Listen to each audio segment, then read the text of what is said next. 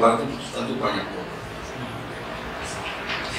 Salah satu problemnya adalah upaya untuk bagaimana melayani yang disebut pelayanan publik. Oke.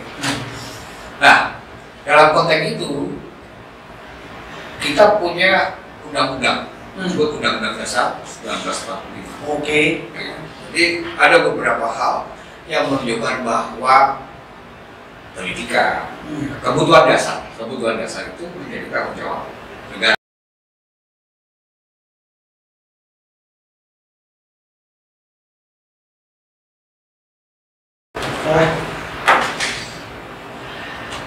Selamat sore tim Blockers.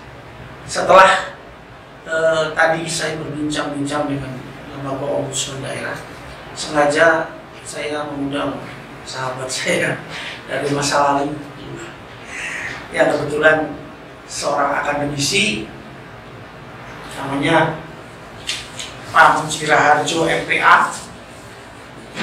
Sekarang itu beliau di satu lembaga yang namanya Pusat Kajian Kebijakan Daerah. Jadi Pusat Studi Kebijakan Daerah PSKD. Ya. Ini lagi rame-ramenya, lagi hangat-hangatnya masalah BPJS. Tapi sebetulnya kalau saya diskusi dengan Mas Aji, itu tidak hanya pada BPJS, tapi terkait pada pelayanan publik. Karena saya nggak ngerti lebih banyak tentang apa sih, bagaimana bentuk, sifat, tugas, fungsinya layanan publik. Kita akan berbincang dengan Mas, copot. Oke, terima kasih. Kita semprot nanti ketok aman. Sudah prokes. Saya terbiasa kalau ngobrol sama Mas Haji sampai malam ya, jadi terlalu ada janji-janji lain. Tapi kalau di sini ya mungkin agak resmi. Mas Haji, ini kan balik lagi soal layanan publik. Oke. Layanan publik itu macam-macam. Nah, yang menjadi pertanyaan saya yang mendasar adalah Mas Haji, bagaimana sih seharusnya atau sifatnya layanan publik itu melakukan kerja? Oke, selamat sore. Terima kasih Mas Wijo telah dipanggil di Ngobrol channel. Saya kira kesempatan bagi saya. Jadi di kita tuh disebut negara yang sedang berkembang. Negara yang sedang berkembang. Yang sedang berkembang. Negara yang sedang berkembang itu tentu banyak problem. Salah satu problemnya adalah upaya untuk bagaimana melayani yang disebut pelayanan publik. Oke. Nah, dalam konteks itu kita punya undang-undang, disebut Undang-Undang Dasar 1945. Oke. Jadi ada beberapa hal yang menunjukkan bahwa pendidikan, kebutuhan dasar itu menjadi tanggung jawab negara. Disebut public obligation, tanggung jawab negara terhadap publiknya. Nah, dalam konteks kesehatan, kalau kita berpijak pada itu, maka sebenarnya itu adalah tanggung jawab negara. Ya, tanggung jawab negara. Nah, memang skema tanggung jawabnya itu akan berbagai macam. Dalam hari-hari ini, pemerintah juga telah melakukan yang namanya tanggung jawab negara kepada publik, semacam kartu Indonesia Sehat. Kartu Indonesia Sehat. Kartu Indonesia Sehat. Ya. Nah, itu kan merupakan tanggung jawab negara kepada masyarakat tanda kutip miskin, supaya bisa kemudahan akses untuk mendapat pelayanan kesehatan. Nah, itu kan tanggung jawab negara. Nah, dalam konteks yang Mas Wijo lempar ini kan BPJS. Nah, BPJS itu kan upaya negara untuk memberikan perlindungan, yang disebut asuransi kepada warga negara dengan disebut BPJS, yang syaratnya adalah warga negara melakukan iuran. Iya, gitu. Ya, setor iuran. Ya, setor iuran. Namanya asuransi. Nah, menjadi problematika adalah tidak setiap warga negara itu mampu untuk menyetor, sehingga dia belum tentu bisa tercover dengan BPJS. Artinya kalau warga negara itu yang tidak bisa mensetor, memberikan sejumlah uang sebagai iuran itu tidak mendapat pelayanan kesehatan. Ya, kecuali dia menyatakan dirinya miskin dengan syarat-syarat administratif yang dibutuhkan untuk mendapatkan kartu Indonesia Sehat. Kan begitu. Sebentar. Ini pikiranku ini rada rancu ya. Kalau di Undang-Undang Dasar itu mengatakan bahwa pelayanan kesehatan adalah tanggung jawab negara. Artinya tanggung jawab negara itu kan kepada rakyatnya. Artinya rakyat itu kan tidak dibeda-bedakan antara miskin dan kaya. Tetapi kalau misalnya orang yang tidak mampu untuk membayar iuran BPJS yang dari luar sendiri, apakah dia tidak berhak untuk mendapat layanan kesehatan? Ya, berhak. Maka di depan saya akan mengatakan bahwa negara kita adalah negara berkembang. Yang terdapat berbagai produk di dalam negara berkembang. Dalam kebijakan itu kan ada prioritas-prioritas yang harus diprioritaskan yang mana dulu. Nah, gitu kan? Itu cara mulai birokrat dengan terus. Ya itu menjadi penting. Ya. Dari sisi yang lain memang bahwa kesehatan itu ditanggung oleh negara. Ya. Tapi negara yang tidak bisa memberikan semuanya, maka itu dilakukan skema-skema. Oh gitu. Oke. Nah, kembali lagi kalau kita berbicara undang-undang. Kalau undang-undang kita mengacu pada pasal 33 Undang-Undang Tersebut, ya, di mana segala hasil bumi ekonomi dan sebagainya dikelola negara dikembalikan untuk kesejahteraan, maka teks itu menunjukkan bahwa semua warga negara di-cover oleh negara atas semua sumber daya yang ada di alam Indonesia, termasuk yang nggak bisa bayar. Oh iya, kalau teks itu kan jelas menyatakan segala yang ada di atas bumi di Indonesia dikelola oleh Indonesia dikembalikan untuk kesejahteraan. Pertanyaannya adalah apakah pengelolaan hasil bumi dan apapun yang ada di atas bumi Indonesia itu sebenarnya sehingga kan belum benar. Maksudnya begini, kalau itu sudah benar maka tidak ada problem-problem. Salah satunya sekarang pengelolaan kalau batu bara harus halal. Apakah harus dikeluarkan sehingga tidak terjadi kebocoran sejarah?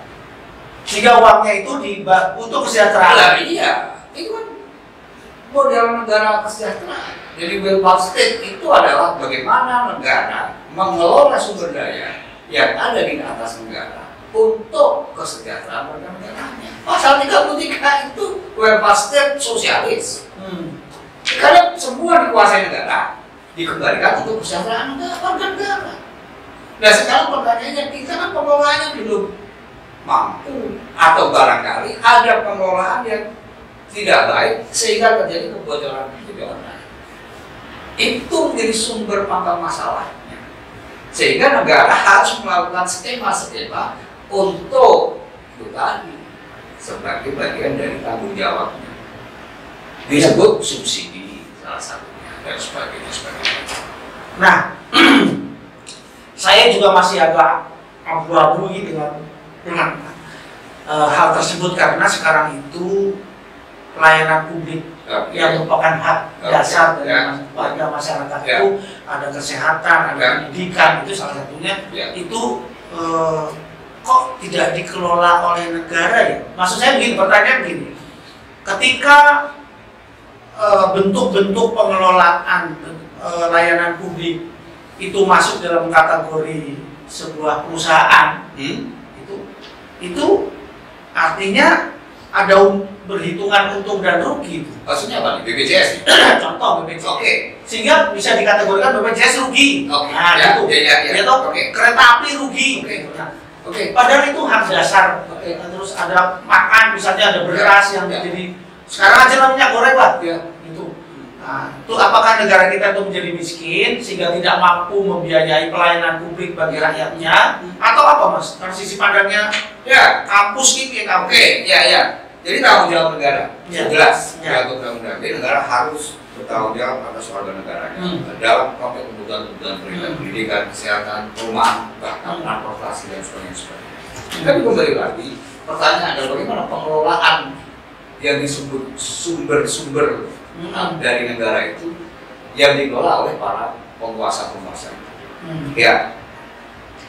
Jadi contoh kasus kereta api.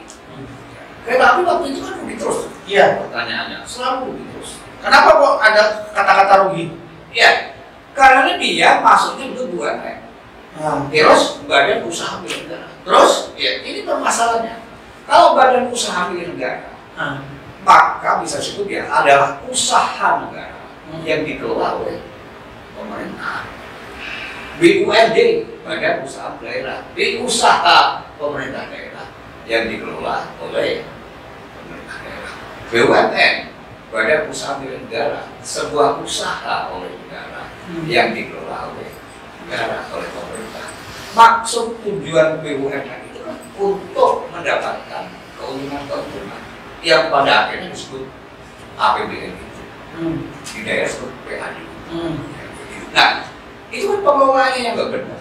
Nah, kalau BPJS itu saya juga sebenarnya saya tidak setuju kalau dia disebut perusahaan atau apa. Karena dia adalah tanggung jawab pemerintah negara untuk menjadikan warga negaranya sehat. Iya. Jadi waktu itu kalau ada laporan keuangan BPJS rugi. Nah, pertanyaannya adalah kok rugi itu dari mana? Mestinya redaksionalnya tidak rugi. BPJS belum BPJS belum mampu mengcover semua kebutuhan aspek kesehatan bagi warga negara. Karena BPJS memang bukan dikelola sebagai perusahaan sebetulnya. Jadi kan dia mengkolek dari warga negara, ya kan? Setelah itu dikelola. Nah, dikelola itu menjadi masalah memang.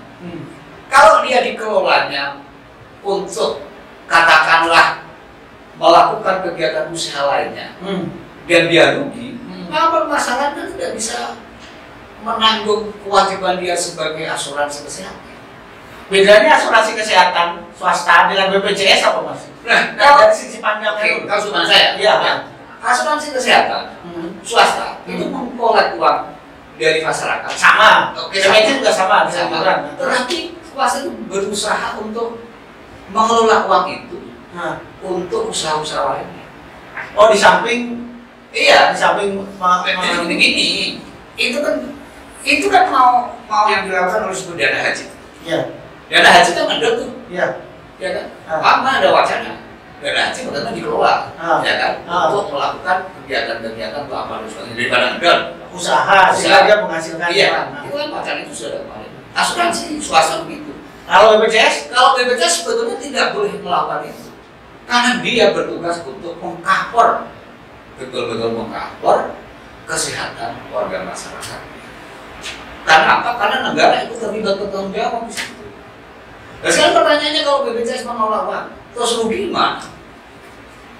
Tanggung jawabnya jadi nggak terjadi. Uangnya rugi. Padahal rugi bukan untuk membayar Mas Wijo, membayar saya atau membayar teman-teman itu. Tapi rugi karena dia salah mengelola keuangannya untuk melakukan usaha lain. Dan usaha lain itu tidak menguntungkan. Itu kan berarti mengelola uang yang dilakukan untuk mendapatkan keuntungan, tetapi terjadi kerugian. Kalau kerugian berarti rakyat yang menjadi korban. Banyak. Ada rumah sakit yang belum dibayar lainnya. Permasalahan BPJS itu kan selalu begitu. Ada beberapa rumah sakit swasta yang tidak boleh membayarnya. Klaimnya banyak. Rumah sakit negeri juga. Nah, kalau rumah sakit negeri, oke lah. Dia disupport oleh pemerintah. Tapi kalau rumah sakit swasta, dia rugi karena tidak dibayar klaimnya, jadi tidak bisa melakukan operasinya. Operasi yang harus dilakukan sebuah rumah sakit tidak terjadi karena tidak bisa bayar karyawannya, tidak bisa bayar bagaimana kebutuhan rumah, bayar obatnya gitu ya, sebagainya. Jadi menurut saya problem ini adalah problem pengelolaan yang kurang pas. Tetapi tujuannya sudah baik. Ya, asuransi kesehatan itu sudah ada sejak lama kan. Dulu disebut askes. Asuransi kesehatan. Ya, jam sostek segala macam itu asuransi. Awalnya askes dulu. asuransi kesehatan itu diperuntukkan untuk pegawai pemerintah, pegawai negeri, tentara, polisi dan sebagainya. Iuran dengan potong gaji, gitu kan? Itu kan untuk pemerintah saja. Nah sekarang pemerintah itu lebih luas lagi untuk memberikan jaminan kesehatan kepada seluruh warga negara, ya kan? Maka muncullah BPJS, ya kan? Dengan cara mengkolek uang kepada para anggota yang mau mendapatkan asuransi kesehatan, kan begitu. Oke, Mas, berarti BPJS nggak bisa mengcover orang miskin dong kalau nggak ikut iuran. Oh iya, ini permasalahan. Itulah tadi. BPJS betul. Hak pelayanan kesehatannya hilang. Jadi BPJS ini sebetulnya kelaminnya apa gitu? Kalau dia kelaminnya adalah negara, maka dia bertanggung jawab untuk mengcover segala kebutuhan kesehatan yang ada di masyarakat. Tidak ada klasifikasi.